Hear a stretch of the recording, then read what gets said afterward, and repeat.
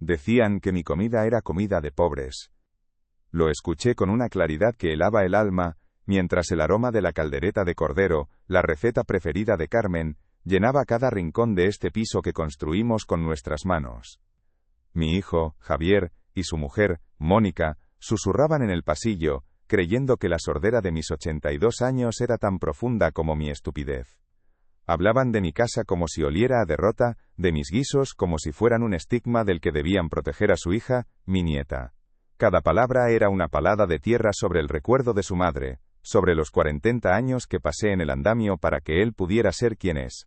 Pero lo que no sabían, lo que nunca pudieron imaginar, es que ese desprecio no me hundió. Despertó algo en mí, algo afilado y paciente. Aquel domingo no empezó mi final, sino el suyo. Antes de continuar, suscríbete al canal y dinos en los comentarios desde dónde nos estás viendo. Este piso, que una vez fue el nido de nuestros sueños, ahora es una cueva fría donde el sol entra con timidez, como si pidiera permiso para iluminar las motas de polvo que danzan en el aire. El silencio es un compañero denso y pegajoso, solo interrumpido por el goteo de un grifo que no tengo fuerzas para arreglar, o el crujido de la madera del suelo bajo mis zapatillas gastadas. El sillón de orejas de Carmen sigue ahí, en su rincón, cubierto con la manta de ganchillo que tejieron sus manos artríticas. A veces, paso la mano por el tejido áspero, y siento el eco de su ausencia, un vacío que ni todos los guisos del mundo pueden llenar. Los objetos me observan. El reloj de Cuco que se paró el día que ella se fue, las fotos en blanco y negro sobre el aparador, testigos mudos de un amor que ahora parece pertenecer a otra vida, a otro hombre más feliz, y menos invisible. Siento el peso de mis 82 años no tanto en las articulaciones que protestan con cada movimiento, sino en el alma. Mis manos, que levantaron muros y acunaron a un hijo, ahora tiemblan al sostener la cuchara. Es un temblor de rabia contenida, de una tristeza que se ha vuelto física. Las palabras de Javier y Mónica resuenan en mi cabeza como un eco incesante, un veneno que se ha instalado en mi torrente sanguíneo. Comida de pobres. Huele a naftalina. Me miro en el espejo del recibidor, y veo a un anciano encorvado, con la mirada perdida, un fantasma en su propia casa. Ya no soy padre, ni abuelo. Soy una carga, un trámite, el guardián de un piso que vale más que la vida que contiene. La indiferencia de mi nieta, esa forma que tiene de mirar a través de mí, es el golpe final, la confirmación de que mi existencia se ha vuelto irrelevante. La memoria no es un álbum de fotos ordenado, es un torbellino de olores y sensaciones que te asalta sin previo aviso. El olor a cemento fresco y a sudor seco era mi perfume de juventud. Carmen olía a lejía y a jabón barato, un aroma que se aferraba a sus manos y a su pelo, pero para mí era el olor de la dignidad. Vivíamos en un piso diminuto, con las paredes desnudas y los muebles heredados, pero el aire estaba lleno de un proyecto, de una promesa que nos hacíamos sin palabras cada noche, cuando caíamos rendidos en la cama. El plan era sencillo: trabajar hasta que los huesos se quejaran, ahorrar cada peseta y construir un futuro para el hijo que aún no había llegado. Un futuro lejos del andamio y de las escaleras ajenas. Un futuro con estudios y con un nombre que sonara importante. Éramos dos mulas de carga tirando del mismo carro, y la carga era ligera porque la compartíamos. Cuando nació Javier, el mundo se encogió y se concentró en su cuna. Aquel llanto agudo era la banda sonora de nuestra esperanza. Recuerdo las noches en vela, con Carmen meciéndolo mientras yo, con los ojos ardiendo de cansancio, le preparaba un biberón en la cocina minúscula. Mis manos, ásperas y callosas por el ladrillo, parecían torpes y gigantes al tocar su piel suave. Me daba miedo hacerle daño. Carmen se reía y me decía: «Estas manos construirán su porvenir, Eladio, no tengas miedo». Le compramos un sonajero de plástico que costó el sueldo de 2 horas extra, y el sonido de aquella bolita tintineando era para nosotros más valioso que una sinfonía. Cada céntimo que gastábamos en él, era una inversión en ese futuro que habíamos diseñado, un ladrillo más en el edificio invisible de sus oportunidades. Lo vestíamos con ropa humilde pero siempre limpia, siempre planchada por su madre hasta altas horas de la madrugada. El chaval crecía y con él, nuestras ambiciones. Ya no bastaba con que no pasara hambre, queríamos que tuviera lo mejor. El día que decidimos matricularlo en un colegio de pago, fue una de las decisiones más aterradoras y firmes de nuestra vida. Significaba otro cinturón que apretar, más horas de obra para mí, más portales para Carmen. Recuerdo la conversación en la cocina, con un café aguado como único lujo. «¿Le abrirá puertas, el adiós?», me dijo ella, con esa determinación que la caracterizaba. Las que nosotros siempre tuvimos cerradas, y así fue. Mientras sus amigos del barrio jugaban en la calle, Javier iba a clases de inglés y de judo. Nosotros lo mirábamos desde la distancia, como dos extraños que hubieran pagado la entrada a un espectáculo que no era para ellos. No nos importaba. Su éxito era el nuestro, aunque nos dejara en la periferia de su nueva vida. Luego vino la universidad, una privada por supuesto. Porque en la pública, según nos explicó, se perdía mucho tiempo, y los contactos no eran los mismos. El dinero lo sacamos de debajo de las baldosas, como quien dice. Vendimos el pequeño terreno que mi padre me había dejado en el pueblo, el único vínculo que me quedaba con mis raíces, y pedimos un préstamo que nos hipotecó el alma durante una década. El día que se graduó, Carmen y yo nos pusimos nuestras mejores galas, ropas que nos sentaban como un disfraz. Estábamos en la última fila, rodeados de padres elegantes que hablaban de viajes a la nieve y de fondos de inversión. Cuando dijeron su nombre, Javier García Montes, sentí un orgullo que casi me parte el pecho en dos. Carmen lloraba en silencio a mi lado.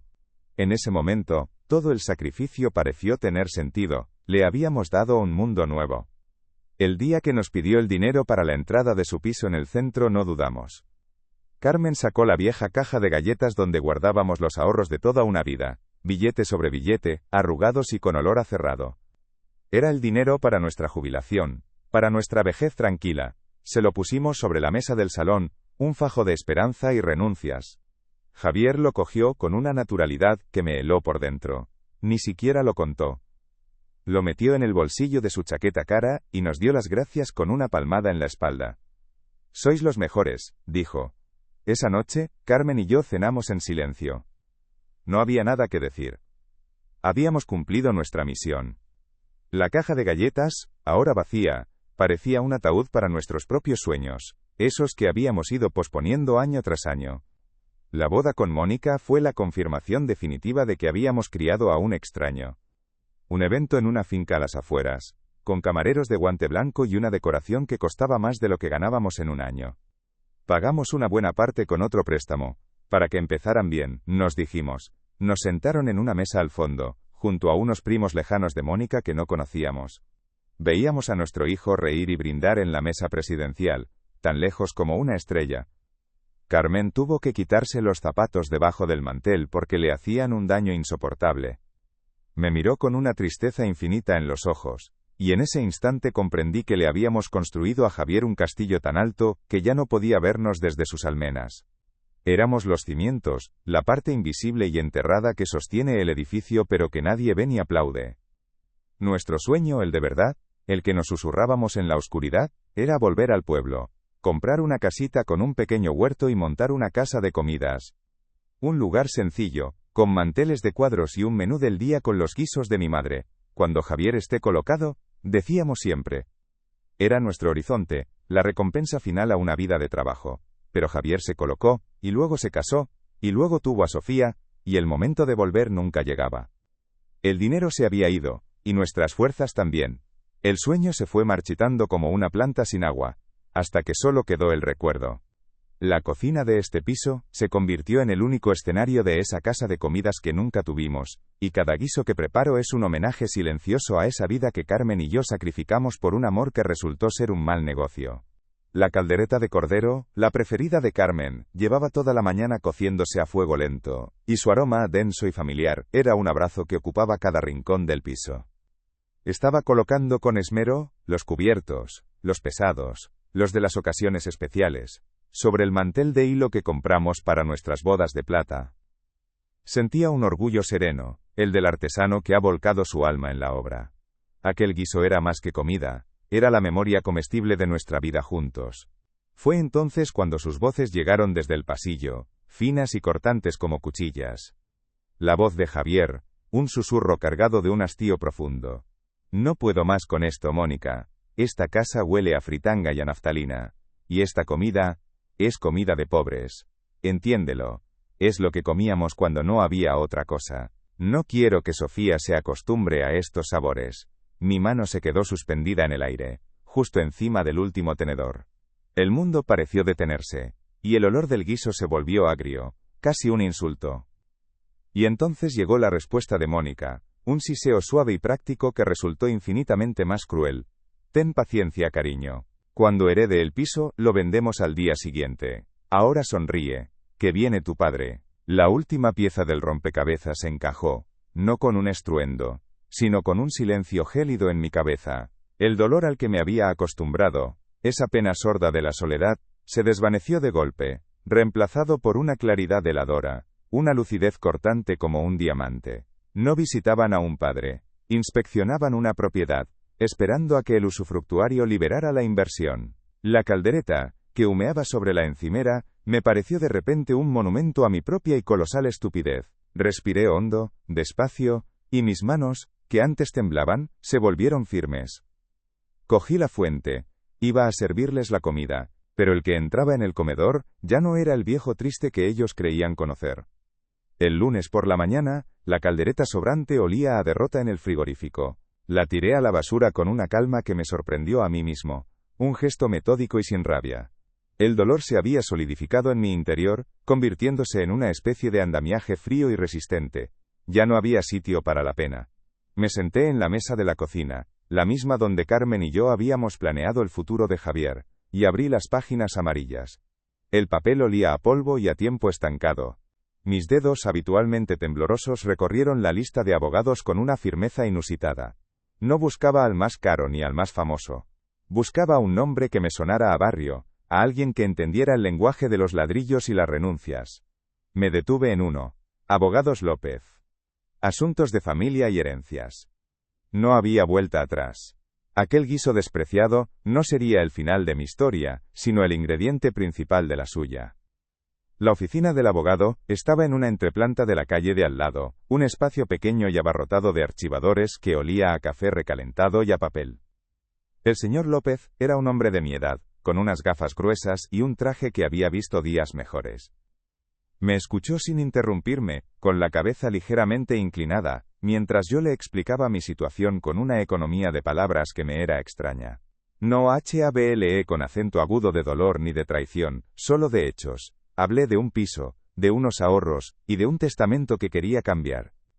Él no hizo preguntas personales, no me ofreció un pañuelo ni una palabra de consuelo. Simplemente asintió, tomó notas en un bloc de hojas amarillentas y me explicó los pasos a seguir con una claridad profesional y distante. Por primera vez en muchos años, sentí que alguien me veía como a un adulto competente, no como a un anciano senil. Salí de allí sintiendo el peso de mis llaves en el bolsillo, un peso que ahora era de poder, no de carga. Mi siguiente parada fue el banco. La misma sucursal de toda la vida, con los mismos empleados que me saludaban con esa amabilidad condescendiente reservada para los viejos. Me senté frente a una chica joven cuyo nombre no recordaba, y le pedí que cancelara la transferencia periódica que le hacía a Javier cada mes. 300 euros. La ayuda para la gasolina, la llamábamos. Ella me miró por encima de sus gafas de diseño. ¿Está seguro, señor Eladio? Es una orden permanente desde hace años. Asentí sin decir palabra. Mientras ella tecleaba en su ordenador, yo recordé el frío de los andamios en invierno, las manos de Carmen agrietadas por la lejía, los domingos sin cine para ahorrar. 300 euros. Una gota en el océano de su vida, un océano en el desierto de la nuestra. Cuando salí a la calle, el aire de Carabanchel me pareció más limpio, más ligero. Había cerrado un grifo, uno pequeño, pero era el primero. Una tarde, mientras preparaba unas lentejas con chorizo, llamaron a la puerta. Era un chico joven que vivía en el piso de arriba, uno de esos que trabajan desde casa con el ordenador. Me lo había cruzado un par de veces en el ascensor. Parecía avergonzado. Perdone que le moleste, dijo, casi en un susurro, pero llevo meses oliendo lo que cocina, y es una tortura maravillosa. Soy crítico gastronómico. Bueno, tengo un blog, y me preguntaba. Le miré fijamente. Vi en sus ojos una curiosidad genuina, no la lástima a la que estaba acostumbrado. Y en ese instante, una idea, fría y precisa, se formó en mi cabeza. Le sonreí, una sonrisa que no sentía desde que Carmen vivía, y abrí más la puerta. Pasa, hombre. Pasa. ¿Tienes hambre? Aquel día no invité a un vecino a comer, recluté a mi primer soldado sin que él lo supiera. Con el artículo del bloguero, que tituló El último fuego de Carabanchel, y que se compartió miles de veces, volví a la oficina del señor López. Llevaba conmigo un plan detallado, escrito en una hoja de cuaderno. El abogado me escuchó, esta vez con una chispa de asombro en la mirada. Ya no era solo un viejo cambiando un testamento, era un estratega diseñando su jugada final. Creamos la Fundación Carmen Montes. Su propósito: legar este piso y todos mis ahorros para crear un fondo de becas. Becas para jóvenes de barrios obreros que quisieran estudiar cocina tradicional española.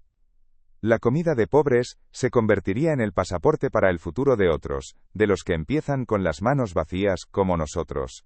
Firmé los papeles con el pulso firme. Aquella firma no era un acto de desheredación, era un acto de construcción. Estaba levantando el único monumento que Carmen habría querido. Uno hecho de oportunidades. El chef, un muchacho con más premios que años, me relató la escena por teléfono. Su voz intentaba ser neutra, pero yo podía percibir el regusto a justicia poética en sus pausas. Javier y Mónica aparecieron un sábado por la tarde, sin avisar, después de semanas de llamadas que dejé morir en el silencio. Traían una orquídea blanca, un soborno floral tan pálido como sus intenciones. Encontraron la puerta entornada y entraron con una falsa urgencia, llamándome papá, como si esa palabra aún tuviera algún valor entre nosotros. Lo que vieron les heló la sonrisa en los labios. El salón estaba desnudo, despojado de una vida de muebles y recuerdos. En su lugar, una única mesa vestida de lino impecable, y en mi cocina, el joven cocinero estudiaba mis cuadernos de recetas como si fueran manuscritos sagrados. Buscaban un mausoleo y encontraron un altar. ¿Qué significa esto?, preguntó Javier, el pánico empezando a resquebrajar su fachada de hombre de éxito. El chef, cumpliendo mis instrucciones al milímetro, se secó las manos en su delantal y se acercó a ellos. No les dio un discurso. Simplemente señaló el nuevo marco que colgaba en la pared principal, en el lugar exacto donde antes estuvo la foto de mi boda con Carmen. Dentro, bajo un cristal que reflejaba sus rostros descompuestos, estaba el acta de constitución de la Fundación Carmen Montes, y el documento de cesión de la propiedad. Mónica leyó en un susurro las palabras clave: legado íntegro, becas para estudios de cocina tradicional, en memoria de... La orquídea se le cayó de las manos, sus pétalos blancos esparciéndose por el suelo como cenizas. No hubo gritos. Solo el sonido de su codicia ahogándose. Mi herencia fue ese silencio. Ya no estoy en Carabanchel. El dinero del acuerdo me permitió comprar la casita con el huerto que Carmen y yo siempre dibujamos en el aire. Es pequeña, las paredes huelen a cal y a tierra húmeda. He colgado una sola foto en el salón, la de Carmen riendo en la playa, el año antes de que todo empezara. Al caer la tarde, me siento en el porche de madera que he construido con mis propias manos, y miro los tomates que empiezan a enrojecer. El silencio aquí es diferente. No es un vacío, es un espacio lleno de pájaros, y del murmullo del viento entre los olivos. Ya no cocino por memoria ni por venganza. Cocino para mí. Unas simples patatas a lo pobre, con pimientos de mi huerto. Y por primera vez en décadas, la comida no me sabe a sacrificio sino a libertad.